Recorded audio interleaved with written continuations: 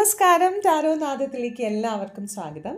ഇന്നത്തെ റീഡിംഗ് നിങ്ങൾ ശരിയായ പാതയിലൂടെയാണോ പോകുന്നത്, നിങ്ങളുടെ കറക്റ്റ് പാത്താണോ ഇത് എന്നറിയാൻ വേണ്ടി യൂണിവേഴ്സ് നിങ്ങൾക്ക് ചില സൈൻസ് തരുന്നുണ്ട്, ചില അടയാളങ്ങൾ തരുന്നുണ്ട്. അതെന്താണ് ആ അടയാളങ്ങൾ എന്നറിയാൻ വേണ്ടിയിട്ടുള്ളതാണ്.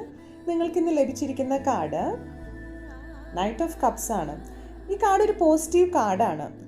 നിങ്ങൾ ശരിയായ രീതിയിലാണോ പോകുന്നതിനുള്ള ആദ്യത്തെ അടയാളം, നിങ്ങൾക്ക് വിവരിക്കാൻ പറ്റാത്ത ഒരു സമാധാനം ഹൃദയത്തിൽ ഫീൽ ചെയ്യും.